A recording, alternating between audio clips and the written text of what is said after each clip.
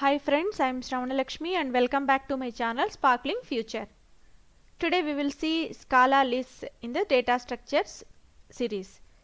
Before starting with today's topic, I request all of you to subscribe to my channel and also please like, share, comment and hit the bell icon for the latest video notifications. Thank you. So Scala list. So lists are more like tuples that we just discussed yesterday, right? Yesterday we discussed about tuples with how to declare and how to traverse through, how to print and what is a why we call there is a differentiation like tuple, like definitive number of elements, like immutable list is called tuple.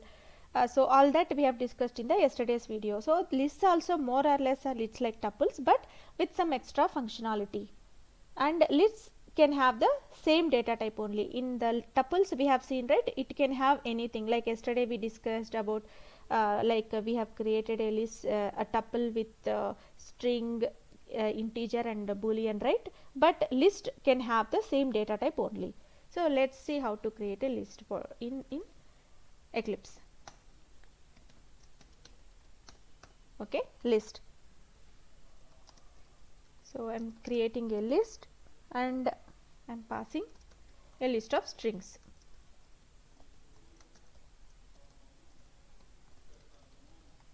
Okay, and if I save it, you can see here the same input. Okay, here for the tuple I have given the same input, apple, banana and grapes. It has taken it as three different elements, string, string, string. But whereas for the list, if you see, because it list of string, and you can see that square brace, like array kind of brace, which means that it will contain, it will not take multiple types, data types. It will have only list of string or list of int or list of boolean, and that will contain the same data type. It can have only one particular, any either string, either string or int or boolean, whatever it is, it can have only same data type in the list. Okay, so now here this is how we have this is how we have read the value from the tuple. So now how to see how to do that with a list.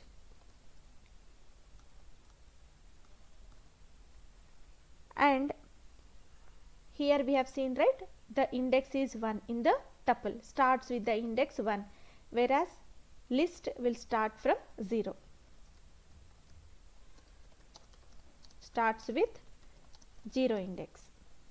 Okay, and if I save it, it will give me apple. And for the list 1 of 1, it's banana. It's 1 of 2, it's grapes. This is how we will print the elements from a list. So now let's print list 1 dot head. So this will give you the first element in the list. For example, this is the one, right? So this is the first one. It will give the first element of the list. And say similarly we have tail as well. Okay, so as per the name suggests, head is the first one, tail is the last one, right? But what it will do is, head means it will take the first one. If you see here, apple, and it has considered as a single string. But whereas if you print the tail means, it's again list of values. So other than apple, it prints everything, that is the tail. So it leaves the head and prints the rest of the values in the tail. Okay, and then we will see how to iterate through a list. And for the tuple we have seen, we have used that product iterator dot for each, right?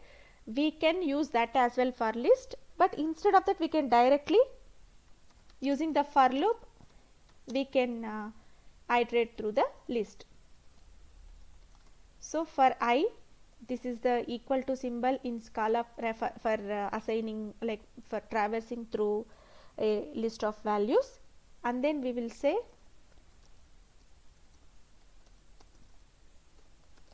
println I. Okay, So if you see, for each and every element in the list, it has printed that element: apple, banana, grape. So this is a simplest way to use that instead of this product iterator and for each. But if you see here, right, I will just give like this, and it has this option as well to go through that product iterator.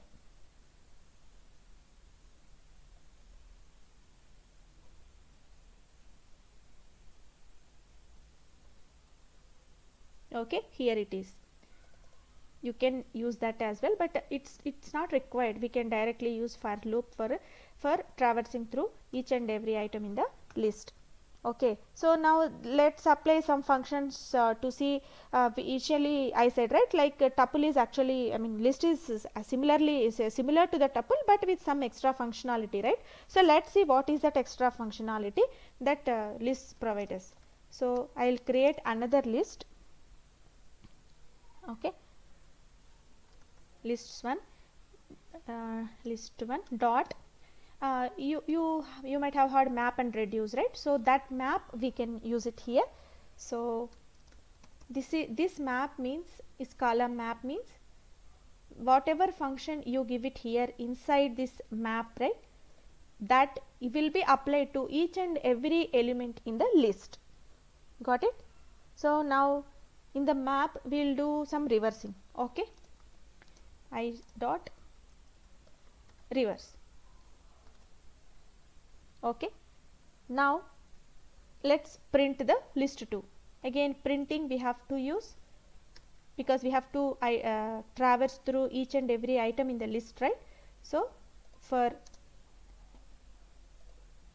j in list 2, println j and save it. If you see here, everything is reversed: apple, banana, grapes. Because we have used the reverse function here, it has reversed the strings present inside the list 2.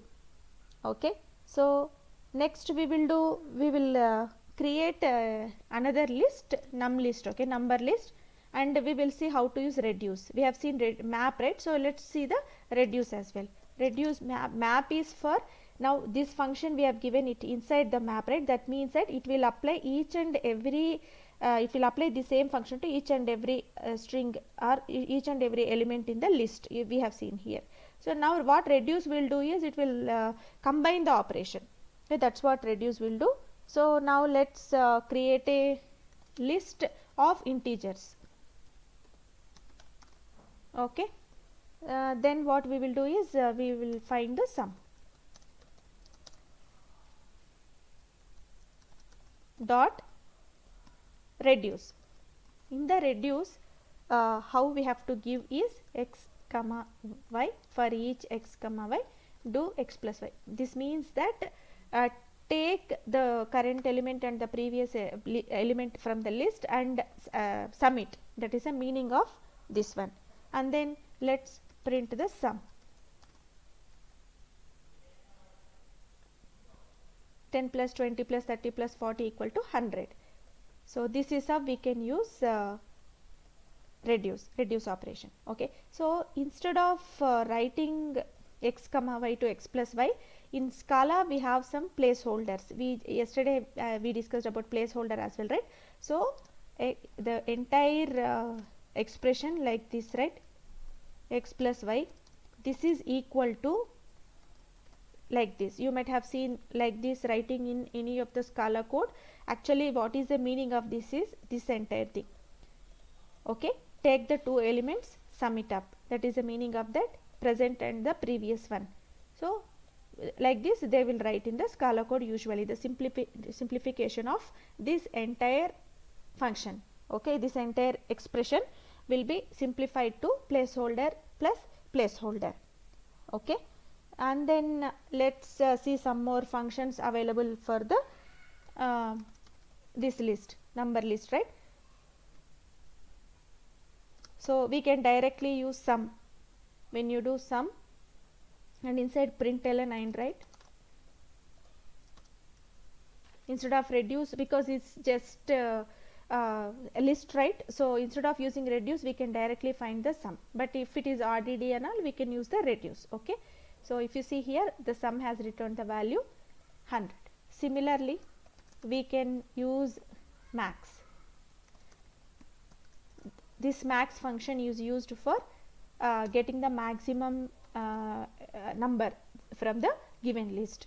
So similarly, I'll save it at a time. Okay, numList dot minimum. So this will give the minimum. So what is the max? 40 is the max, 10 is the minimum. Yeah, you can see here now 40 is max and 10 is the minimum.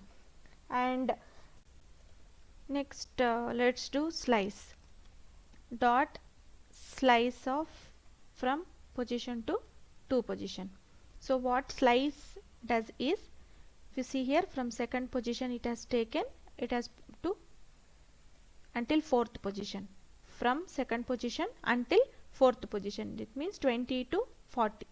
After 20, right? So I mean 0 1 2, of course this is 0 index. We already discussed here, right? It starts with a 0 index.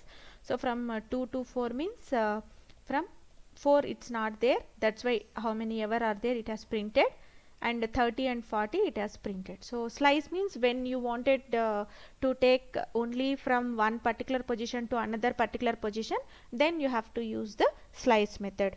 And we have, one second, press Ctrl tab, drop while. So usually drop while is used like in a list based on what you wanted to drop. So it will, if you see, if it has given the function, right? One second.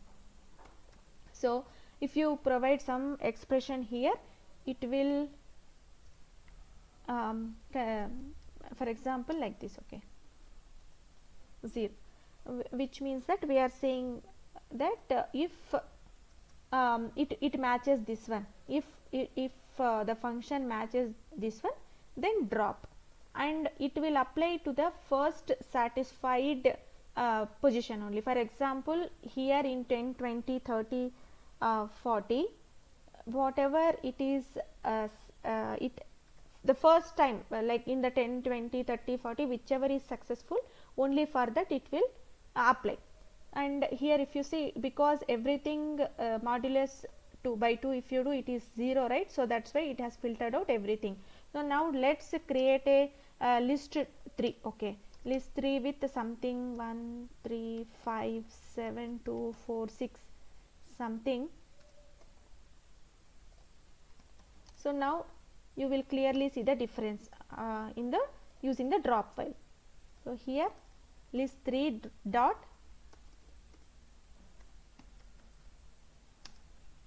drop file function, I am giving it as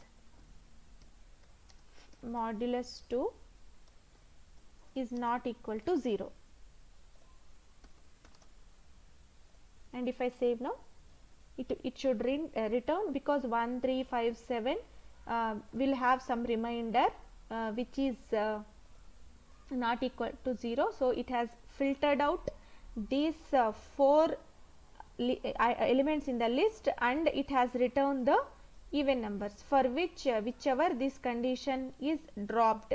Okay, so because for this modulus equal to 0, it has filtered out these 3 things. And for example, if after 1 here 2 is there, then it will print only 1, because this drop while or anything in the list, if you see here, right, it has filtered out from here only, but it has given the rest of the things. So it will take only the first satisfied element, and once if it gets one catch, it will leave from there, it will not continue executing the remaining elements. So that is how most of the list functionality works. It will, whatever function we are applying, right, all those things will be applied to the first satisfied condition. After that it will not execute. And similarly we have slice, we have seen. Take let's say 3, it will take the 3 items from the list 1 2 3. Okay, next let's take right. Okay, so if we give 2 right, it will take the positions from last two, like last two were 4 and 6, so it will print the 4 and 6. And if you give 4 here, from right side it will take, okay, from right side it will take 4 positions here. So take right means from right side it will take 4 positions. Okay, next let's take two stream we have given. You can actually try all these things. So split at, in the split at we can say, let's say 4. So the position we will mention, then what it will do is, after the four elements 0 1 2 3 4, right, so these 4, it will split the list and it will make 2 lists. If you see here, so first 4 positions it has created a list, and for the second one it has, for the remaining things, for how many ever will be there, right, for rest all it will create another list. So that is the usage of this split at functionality. And then so map we have seen. Take while also it's the same. You can mention like something less than 5 or something like some function. If we pass based on that, this is also, as I said, the first condition. See, if it is less than 5, right, so the first 3 are less than 5 it has considered. This is not less than 5, so it has false here, right, the condition will be failed here. So it has considered only the first 3 elements from the list. If you see here, it has printed only the 1 2 3. So like this, for the list, most of the functions, right, it will check for the first true value. Once it is first false value, once it is false, then it will not execute further. Okay, then we have map. We have seen take while. Collect is for collecting and printing the list. Drop, we can see. In the drop also we can mention, let's say if we mention 3, right, I mean the position, it will drop the third one and it will continue with the remaining values. One second. Yeah, so it has dropped the 3 positions, and then rest of the things it has printed. So this is how drop works. So like this, actually you can try all these functions, and whenever you have any questions you can ping me, okay, if you are facing any issues. So like this we can check filter, main option for anything in the list, right, we can do filter for each x, that means for each element, if x is not equal to 5, let's say, and let's save it. So wherever 5 is there, it will filter. See, the 5 is there, but here in the resultant output 5 is not there, means it will filter. If it is not equal to 5 only, it will filter, because 5 is equal to 5, right, so it has filtered that and it has given the remaining elements. And there is something called as filter not as well. So that time if I execute, only 5 will be given. If you see here, only 5. And we have the last, to get the last element from the list, and we have size. So usually if you wanted to get the size of, like, how many elements are there, right, in this, you can use the size. So 8 is there, 0 1 2 3 4 5 6 7 8. So 8 are there in the 8 elements are there in the list, so it has returned the 8 as size. And we can use the sort. Sorted is the function. If you do the sorted, it will sort and give. See here, it has sorted and given the output. Okay, and then we can do product, like how we did sum here, right, somewhere, yeah, sum. Here we have product as well. So what product will do is, it will multiply each and every element in the list.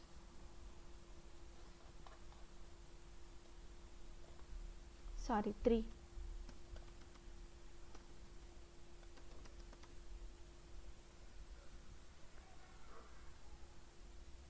So if you see here, it has multiplied all these things and it has given the product. of that list. So like this we have mainly used functions in the list in the Scala programming usually when you are working with Spark, right? Map, reduce, filter, size, sort, that's it. Okay, maximum I am saying. Sometimes we might use splitter as well, but usually we don't suggest to do that. Okay, okay, because of the parallelism and that optimization problems. So this is about the list, friends. Hope this is clear to you. Thank you for watching the video, and please subscribe to my channel for more interesting learnings. Thank you.